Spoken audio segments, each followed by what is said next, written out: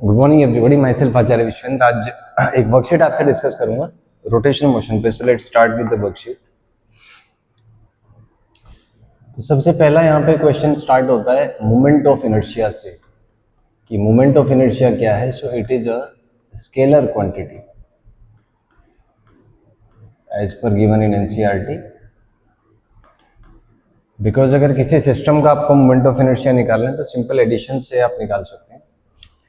हालांकि moment of inertia distance पे depend करता है और किस एंगल पे है उस पर भी डिपेंड करता है, कितने एंगल पे आप रोटेट करा रहे हैं परपेंडिकुलर डिस्टेंस पे डिपेंड करता है। बट एडिशन की अगर बात करें तो इट्स अ स्केलर क्वांटिटी कह सकते हैं आप।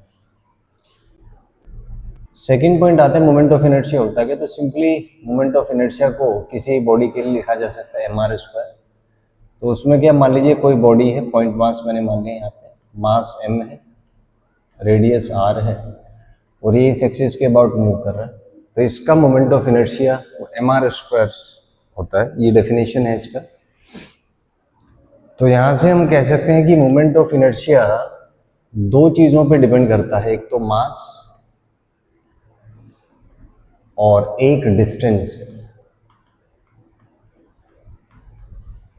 और जितना ज़्यादा डिस्टेंस होगा उतना ही ज़्यादा मोमेंट ऑफ इनर्शिया होगा। तो ये आप इंट्यूटिवली समझ सकते हैं।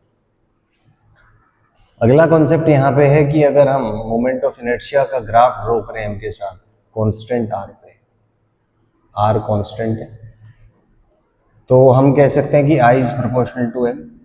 तो i अगर m के प्रोपोर्शनल है तो ग्राफ एक स्ट्रेट लाइन होगा, माने ऐसा होगा। अगला आप मान लीजिए कि मोमेंट ऑफ इनर्शिया का r के साथ जो ग्राफ है, m कांस्टेंट कर दीजिए यहाँ पे। तो m अगर कांस्टेंट है तो हम कह सकते हैं i proportional to r square होगा। तो इस वजह से ग्राफ जो है that will be a parabola, graph एक पैराबोला होगा, ऐसे कुछ होगा। इसी का अगर एक मैनिपुलेशन देखें कि i versus i square r square का ग्राफ कैसा होगा, तो आप देख सकते हैं i is proportional to r square माने प्रोपोर्शनल टू x है। तो ये ग्राफ एक स्ट्रेट लाइन आ जाएगा। वहीं पे अगर कोई आपसे पूछे कि i versus r raise to power 4 का ग्राफ कैसा है, तो r रेज़ टू पावर 4 को आप x मान लीजिए। तो यहाँ से r स्क्वायर रूट एक्स आ जाएगा, माने i proportional to root x.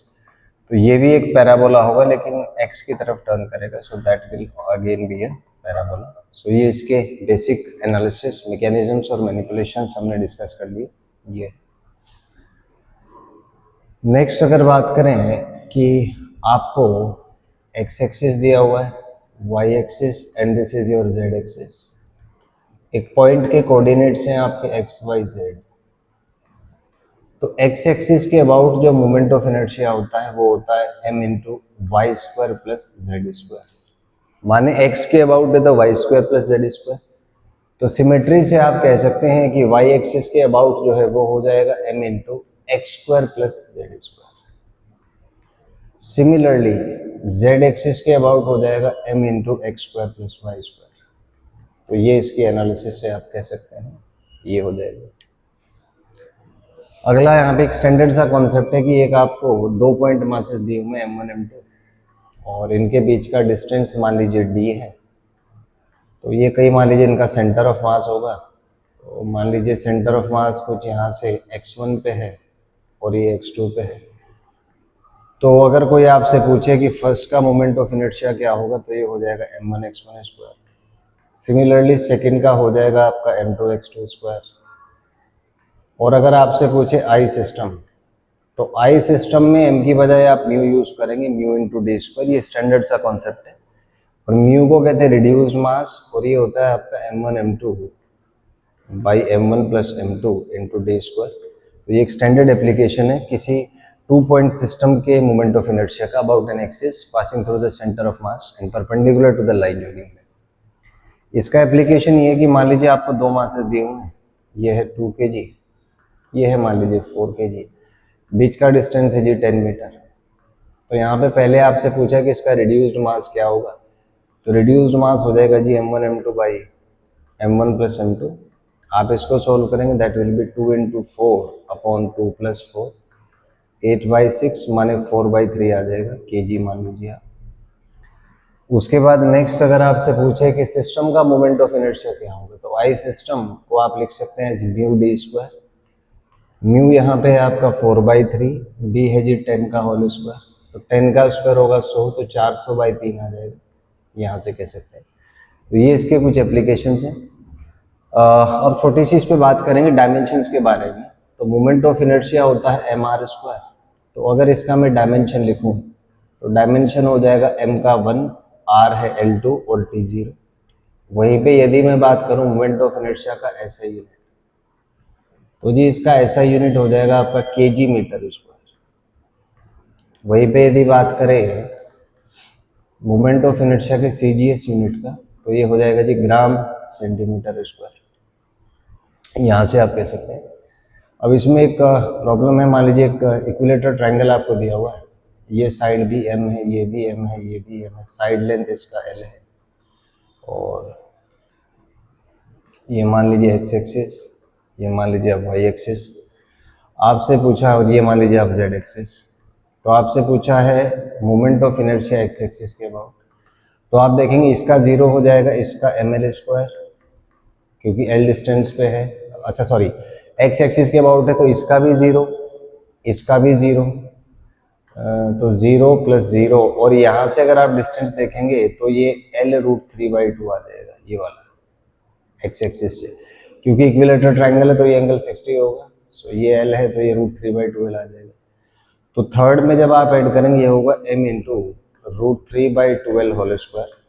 तो इसको आप सोल्व करेंगे, ये 3/4 ml स्क्वायर आपका आ जाएगा। वहीं पे अगर आप बात करें moment of inertia about y axis की, तो y एक्सिस में देखिए जी इसका तो 0 हो गया, इसका हो जाएगा आपका ml स्क्वायर, और यहाँ से जो परपेंडिकुलर डिस्टेंस है वो आपका आ जाएगा जी L/2। तो ये हो जाएगा आपका m × L/2 होल स्क्वायर। तो इसको सॉल्व करेंगे तो ये आएगा ml square + ml square by 4, 5/4 ml square, यहाँ से आ जाएगा। वहीं पे अगर हम बात करें z एक्सिस का, तो इसमें परपेंडिकुलर एक्सिस थ्योरम लगा लीजिए, तो ये होगा Ix + Iy, तो ये आपका 3/4 ml स्क्वायर + 5/4 ml स्क्वायर, इसको आप सॉल्व करेंगे 2 ml स्क्वायर आ जाएगा। तो this is a basic worksheet based on moment of inertia, and the purpose behind this worksheet is to make sure your fundamentals are very strong. See, the thing is that when you are studying, there are certain patterns formation which is taking place inside your mind-brain system, and the most important of them is formation of the neural pattern connecting a topic into as many possible ways as possible. The concerned thing is you study for whatever time, significance is of your attention. Just ask yourself how many pages you studied today, and try to recoil that how many pages you are capable to retain. So studying is, when observed at the neurological and psychological level, it's an information and pattern transformation process, your information and pattern transfer process. So there are certain patterns which are transferred to you. Suppose I did some questions on moment of inertia. So when you worked on these questions, so your mind and brain worked as a system. You came to know certain patterns, that moment of inertia is this. Your memory worked, you stored information in your neurons. Then using that memory, you develop certain patterns. That moment of inertia is this, you remember it. Now thing is how to use it out. What is use of this? So this extra thing, this X factor of utilizing the information that you learned is something which enables you to crack JEE and NEET with flying colors. So those students who are able to crack JEE and NEET, because their mind-brain system has become adaptive to the high frequency environment, or to the you can say that problem solving skill they have started developing themselves, so that they have good problem solving skills.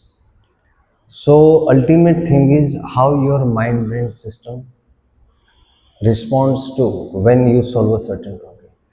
So the students who crack JEE and NEET, who crack any competitive exam, it's because of the complexity and strength of their mind brain system, which is the central point. You study for any number of hours, you study from anybody, but if your mind brain system is not capable to retain when you solve a problem, so that study number of hours is not going to work. So here is the thing is that when you study, the first process that takes inside you is information and pattern transfer from brain to the mind. And in the mind there are three levels: conscious, subconscious and unconscious. So studying is complete when you are able to form the neural patterns out of what you are studying, and the transfer of the neural patterns from brain to conscious mind, then to subconscious mind, and lastly to the unconscious mind. And retention in the reverse way. Retention, I means revision. So revision means recoiling the data, retaining the pattern from the unconscious mind to the subconscious mind, and from subconscious to the conscious mind, and from conscious mind to the brain. So this reverse process of retaining the pattern is something that makes your mind-brain system complex and strong. So just devote 3 times, just devote three times the time for revision that you devote for your studies. Suppose you study for 10 minutes. So if you study for 10 minutes, then revise that. Revise that again and again, so that you are comfortable with the retention process. And always do remember, it is the retention process which is going to pay you in cracking competitive exams, in solving your questions. Suppose you are studying somewhere, so finally you are studying because to crack that exam. Be so much focused in you that the purpose of studying is just to crack your exam or to solve your problems. There should not be any philosophical debate on that. You should be laser focused on what you are doing, why you are doing, and what will be the output. Because life is all about the output. So just bring that laser focus in yourself, that suppose you are studying for 1 hour. So this thing should be clear to you that in 1 hour, I have to decode all the patterns in this topic. I have to solve questions related to the topic, and I have to retain all the information, all the patterns concerned with the topic. If you work on these three things, then you will be able to solve questions when you will be asked after you left your study or after a few hours. So always do remember, the process of retention is the secret to crack JEE NEET, and that process involves use of subconscious mind. So when you revise something, it's an automatically, it automatically stimulates your mind-brain system. It automatically stimulates the connectivity between conscious, subconscious and unconscious mind, which is the central factor in preparing for JEE NEET. So always do remember this thing: when you are studying, study in a way so that you are able to solve questions, you are able to retain all the patterns, all the information when asked in the future. For instance, in JEE NEET there are about 6,000 A4 size pages, including physics, chemistry, bio and maths. PCM in JEE and PCB in NEET. Exam comes from 25 to 30 pages. So out of one page, out of 200 pages that you learned, only one page is of important. Probability is 1 by 200 or 0.5%. So I think that explains well that how much should be your accuracy and precision, and most important, your retention process. So these worksheets are just a tool to activate your retention process, to revise again and again, to give you questions based on a certain number of permutations and combinations. But initially, by default, human mind system will try to put you into the low frequency states in which your life will be comfortable, but you will not grow up, you will not develop yourself. So ultimate thing is about development of the mind brain system, and it takes place when you are put to extremes of testing, extremes of pressure, which is of comparable magnitude to the exam pressure when you actually appear for JEE NEET. So just go for the worksheet, use them as a tool to cross-check yourself and your ability to actually implement what you have learned. So it is the implementation of learning which is important, which is going to help you in cracking JEE NEET. Otherwise, if you study anything but you are not able to retain, so that's not going to yield you some positive result. You will not be able to achieve those dimensions of success and pleasure in life. So if you have any doubt, you can ask in the comment section. Thank you and have a nice day.